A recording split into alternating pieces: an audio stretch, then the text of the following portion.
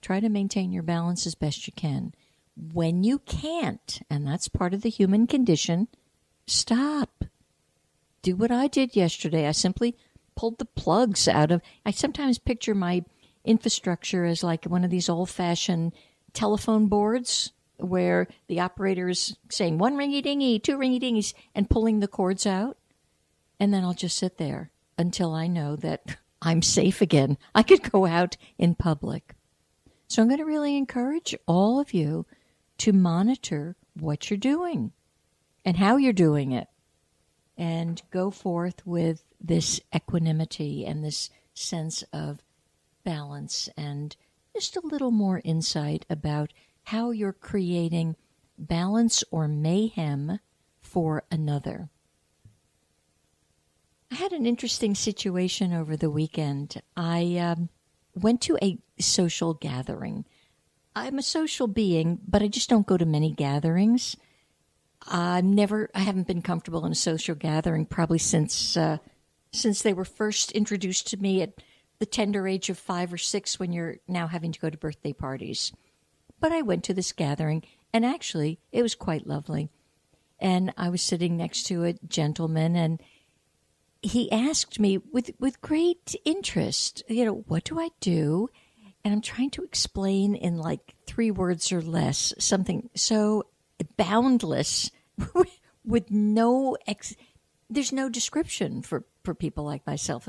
So I'm fumbling along and, saying, well, he's like, what do you do all day? Well, people call me and, I talk to them. Well, what do you talk to them about? For that instant, I absolutely could not think of one thing that I talk to people about. It's like this white board came in front of me, and it was really rather humorous. Probably if I had known him a little better, I would have said, I have no idea what I talk to these people about. But if he's listening, hello, I will tell you some of the things that have occurred since. But I thought, well, that's what I talk about. So one of the things was, for example, dear friend who's gone through many surgeries. I've mentioned her before on the air. She phoned yesterday, and she too was having a very challenging day with the healing process. And the fact that this isn't quite going the way it should, and this is taking too long, and I can't walk the dog, and I can't do this. And so what we spoke of was the simplicity of healing takes time. And you have to honor that. And you have to allow it. Now, I can say in 3 sentences what we spoke of, but there was a loving conversation for several minutes. And then another conversation, which actually this gal called me early this morning with, here was her first words out of her mouth, and we've all put them out of our mouth. Arr! We've all been there at this season, probably more than we'd like to be there. And the was about an in-law who landed on her doorstep at 10 o'clock last night. By that time, an in-law is no longer an in-law in my book. They're an outlaw. Nobody gets to land on your doorstep unannounced at 10 o'clock at night.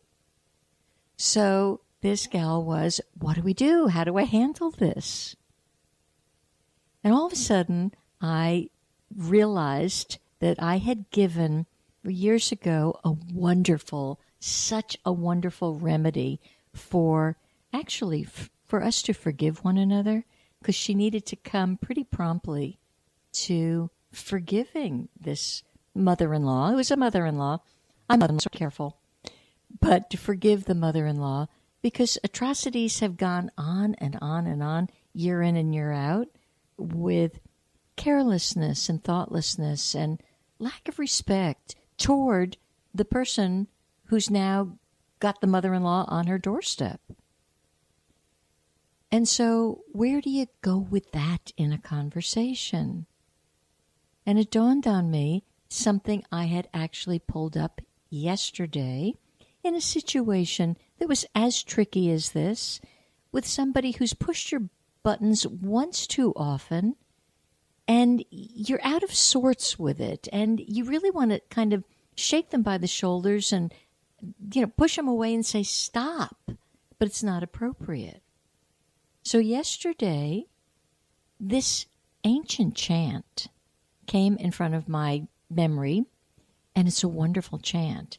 And yesterday, I could chant it a few times, but by the time the encounter came that I was not looking forward to, everything was peaceful, happy. We were at one. I was like, wow, that works. So I can tell you, sometimes you don't have to be chanting for like hours on end. It's the intent, do the best you can with it, and go on, get on with it. So this is the chant, and it is, I will speak it slowly, and then I'll actually spell it for you, because it's one of these chants that takes poison, and it's an alchemy, and it changes the poison into light or something palpable, swallowable. So it's a wonderful chant. And here it is. Nam Myoho Renge Kyo. Nam Myoho Renge Kyo. And once more. Nam Myoho Renge Kyo. So here's how you spell it. And I think it's the real spelling, actually. It's not phonetic. N is in Nancy, A for Apple, M for Mary. That's the first word. Hyphen, M for Mary, Y, O-H-O, and that's pronounced Mio, dash, Renge, R-E-N-G-E, R-E-N-G-E, dash, K-Y-O, K-Y-O.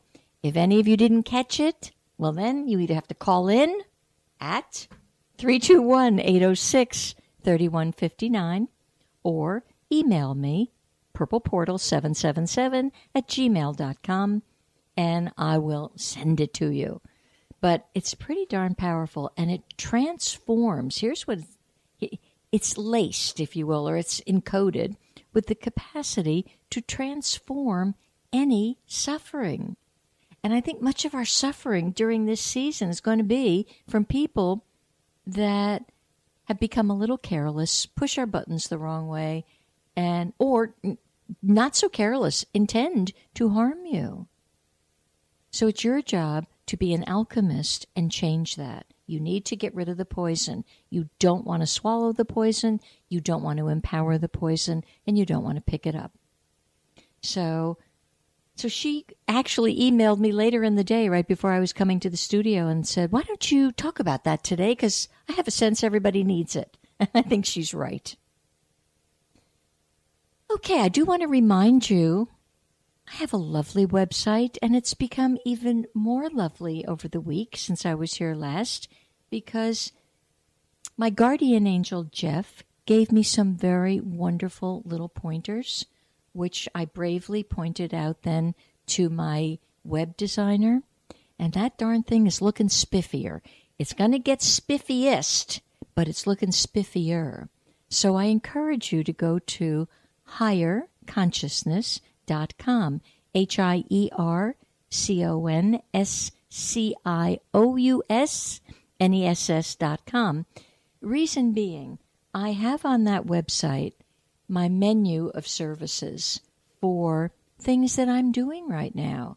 And they are happy, delightful things that either you gift yourself, or you gift a friend, or you gift an enemy, or a sibling.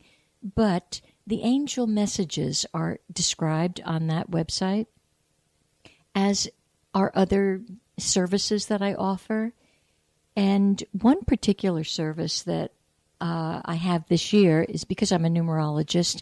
I was offering to those who have done some inner work, kind of a bumped up, deeper look, going into the energy field of the numbers.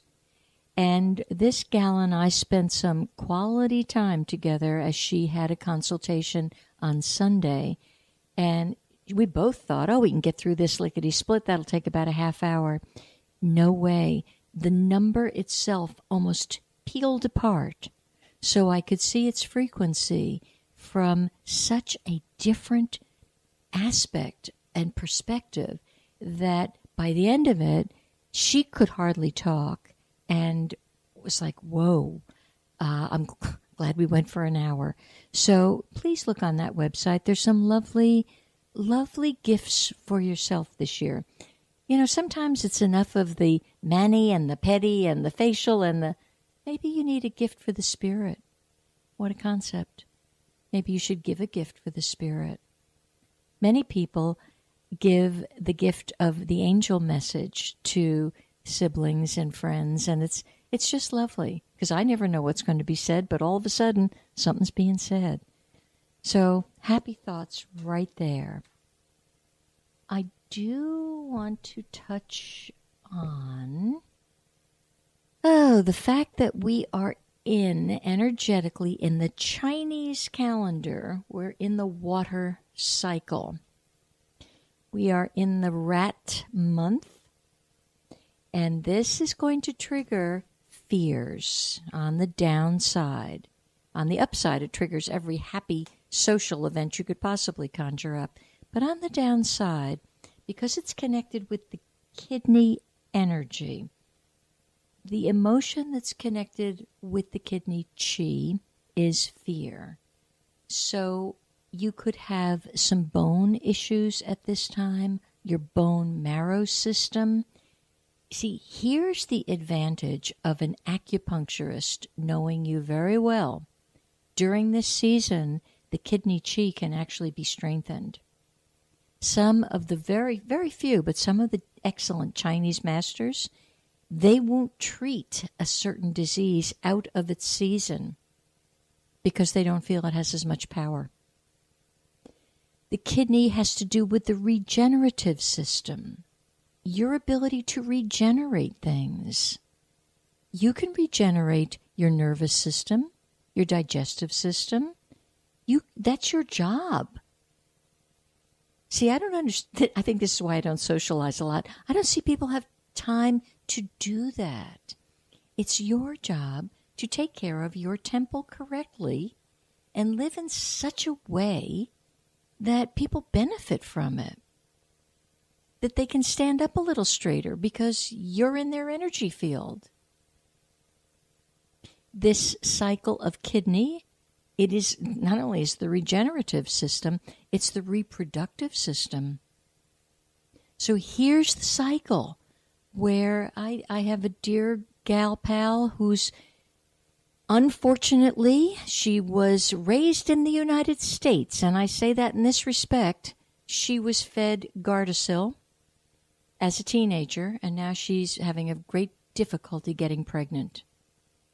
And they spew this craziness that Gardasil is going to prevent cancer. No, take your chances with that. If you want to get pregnant, you don't want to have that junk. That stuff is not so good. So this indeed would be the ideal time for this gal to actually go get some help for the reproductive system. And I don't necessarily mean, go the whole pathway of this $100,000 routine. No, get some good energy work and see if that system can't be pulled up correctly.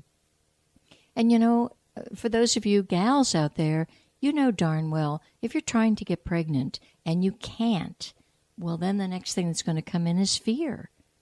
The fear will eclipse the I can't to I'll never. And then there's a desperation and such a deep woundedness and pain. And I believe, personally, all this can be adjusted and amended in a way that will help you. The kidney chi is also the primal life energy. So when you've got too much fear, you're actually shorting out your life force, your life energy, so you will feel like you're dragging all month. Well, if you're feeling like you're dragging, I would suggest do a very comprehensive inner look to see where are you stuck in fear? What's happening? A beautiful gal called me actually both yesterday and today, and I could hear yesterday she was so stuck in fear because her significant other, I don't know what the heck he had eaten, but it wasn't pretty. And apparently he's been down